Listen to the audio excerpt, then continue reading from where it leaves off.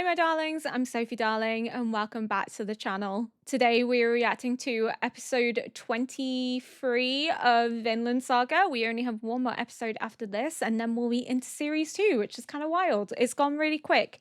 Didn't expect it to go as quick as it has done, but it's been a really enjoyable series. I'm looking forward to seeing how they wrap it up. I'm hoping they wrap it up with him coming to the realization that he needs to go home, that this path he's walking on is not beneficial to him. It's only causing him more pain and suffering in the long run. The previous episode was Askeladd driving that point home, that no matter how much you frame it as honorable, the taking of a human life is never an honorable act. It's always rooted in dishonor, which is why your father was so vehemently against the taking of life, and that's why he moved away from it and used the methods that he learned as a warrior as a protective act rather than a destructive one. He used it to protect the people he cared about as well as himself. But after changing his perspective, never used those techniques to actually take a life again. So Asgard is trying to make him understand that killing is not honorable, regardless of how you look at it, regardless of how you phrase it, no matter how much the culture entrenches the idea of dying and killing and glorious battle as an honorific status symbol, it is not something to find value in.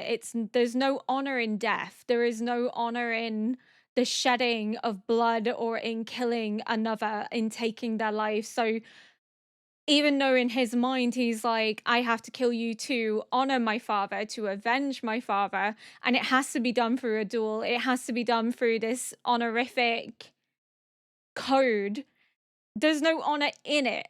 Asgard is trying to drive that home to him, is that this honor that you're looking for isn't rooted in taking my life, isn't rooted in this duel, because the taking of a life is not honorable. And he's not having a good time based on the last episode. He is screaming up into the air. He's so frustrated, and I'm frustrated because I want him to go home. I am so sad for him. My heart hurts for him. I can sense Asgard's frustration in turn. We just want him to come to the realization that this path is not benefiting him, but it's not going to sink in. At least not yet. I'm hoping there will be a moment that is the turning point, but whether we get that in this series or at the beginning of series 2, I'm not entirely sure. I'm hoping we get it in episode 24, but who knows? We'll just have to watch and see. We also got more of Asgard's perspective and his background and how he killed his father and stepmother, that he bided his time, hid his emotions, and let everyone's guard fall before eventually turning around and killing them all. So he's showing that sometimes you have to make sure your enemy's guard is down, that you can't just rush in emotionally. Because if he had rushed in emotionally, there's no way that he would have beaten his father, and he even admits that. Whereas Thorfinn's got this perceptive that he's somehow gonna beat Askeladd, and Askeladd is this warrior honed and trained for years, longer than Thorfinn's been alive. And Thorfinn still is hell-bent on this idea that one day is going to be different. One day he's going to overcome him, but how many defeats is he going to have to suffer before he eventually does win? And even if he does win, is that really going to bring him peace? No. Asgard is basically saying to him, if you'd really wanted me dead, you should have done it when I was asleep all those years ago. Because the path you're going down right now isn't beneficial to you. It's not helping you. You're letting your emotions rule you, and that is your downfall. That is your weakness, and that's how you can be manipulated and used for other people's advantages rather than your own. He's trying to help him. He's trying to make him learn, but he's just not engaging with it. But he's a kid. I mean, you can't be harsh on him. You can't think he's an idiot or stupid. I feel like if you have that perspective, it's quite narrow-minded. You're not really looking at the fact that this is a child and that he has gone through significant trauma, has experienced hardships that we could never imagine. And he's been raised in this culture where honor is entrenched in dying and killing honorably, in fighting fairly. And yeah, other people don't play that way, but that's the culture he's been entrenched in. So, of course, he's got this idea that he has to duel Askeladd fair and square and he has to win fair and square. But Asgard's trying to show him that, like, that's a very romanticized perspective. Not everyone is going to fight or think that way. And that's something you have to be prepared for. And it's not something he's prepared for. It's not something he's really come to terms with. But I think it's quite short sighted for people to think that Thorfinn's an idiot or think that he deserves to be treated so harshly because he is a kid. He's no different to Eren in regards to the fact that Eren was also a child that went through significant trauma, and both of them have anger issues as a result of that. But without further ado, we're going to jump into episode 23 and see where this takes us. Oh, the council is happening. But everyone thinks that Sven has tried to kill Canute, though, because that's the gossip that's been spread around.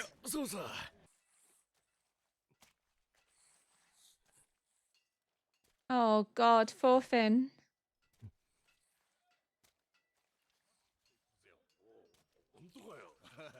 He's struggling to walk properly. Is he gonna accidentally walk into the Imperial Council?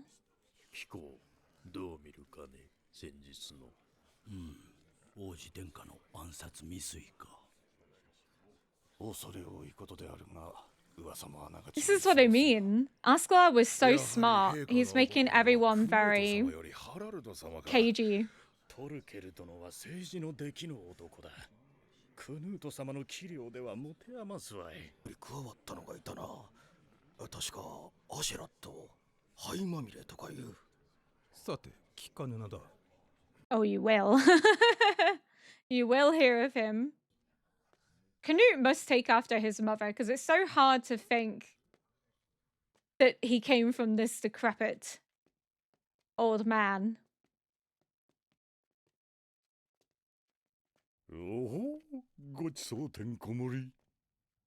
I love Thorkill. He's like, ooh, food.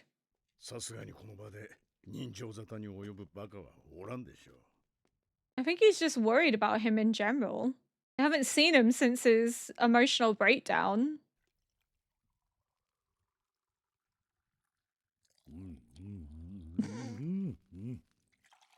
Oh, Thorkill never change. I love how much taller he is than everyone around him. Oh, this is the slave central trading port.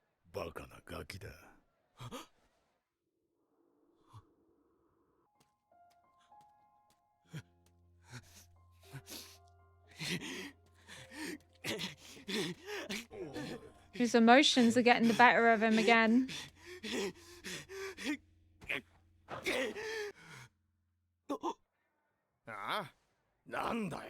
That's not Askeladd.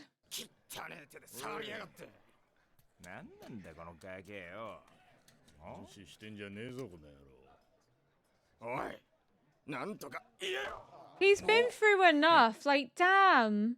Can you not tell by the look on his face?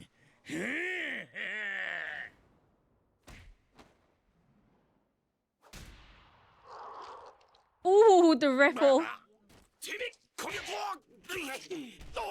Even injured. He's not someone to be messed with. Oh, for God's sake. Oh. Has he been locked up? Yeah. 聞くところでは殿下の護衛だとか。護衛が街中をうろついてるわけなかろう。Oh, I mean, he was walking around the town. Is this the breaking point? Is this the point where he goes, how can I sink any lower than this? Oh, the music is so eerie. 古き友トルケルと我が息子クヌートも神々の加護により我が元へと帰り来た。よくぞ戻ったな、クヌート。父は嬉しいぞ。 It's all an act. It's all smokes and daggers. そなたには神領よりマーシアの統治を任せ He る。 knows that everyone suspects him, so now he's playing the loving, doting father so that it dispels the rumors. マーシア、イングランドで最も豊かな土地を。 Oh, he couldn't possibly want his son dead if he is giving him Mercia, you know? 真実であればこそああいうよりほか。次なる戦地アイルランドにおいても Oh, for 存 fuck's 分に sake. 振るわれよ。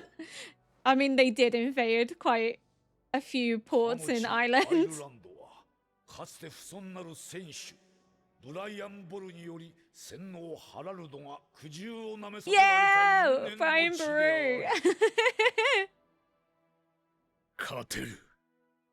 王の反応が俺の予測の域を出ていねえ。 The famous Irish war hero. That's why I got really excited because I didn't expect for like Brian Baru to be mentioned. I was like, well, hold on a second. I know, like, obviously the Vikings invaded quite a few places in Ireland, Dublin and Limerick, and I think Cork are like three of the main ones. There are other ones, but it's hard to like remember off the top of my head.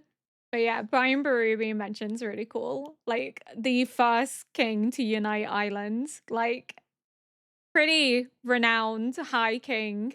Was I think he was known as like the Emperor of Ireland or something like that, like declared as the Emperor of Ireland.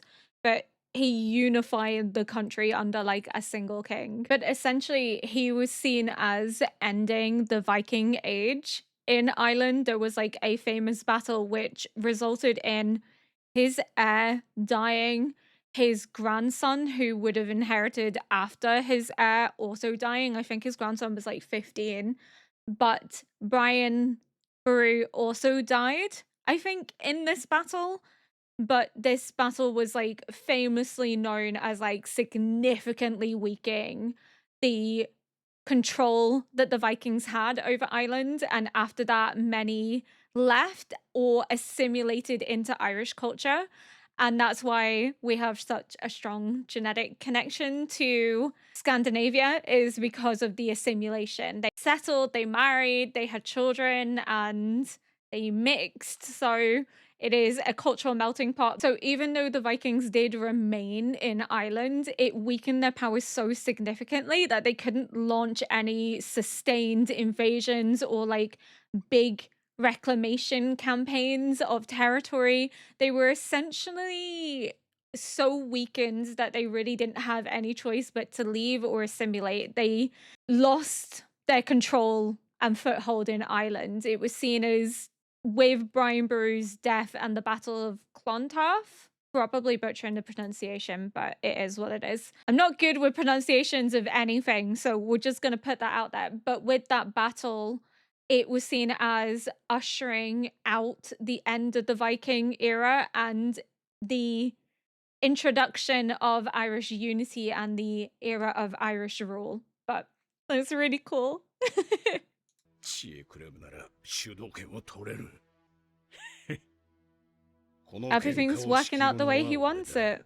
駒も揃ってる。俺ならやれる。 I wonder if we'll get to see Ireland. そこに神領を脅かす目が育っておるなら、まず全力をもって摘み取らねばならぬ。 Some more war. Great. ウェールズ。 Oh no. 真の王者の力がどれほどであるかを知らしめるのだ。 Askeladd's gonna be fuming. 来たる春より進撃する。心得よ、諸君。 He's gonna have to get Canute on the throne ASAP. That's not what he expected.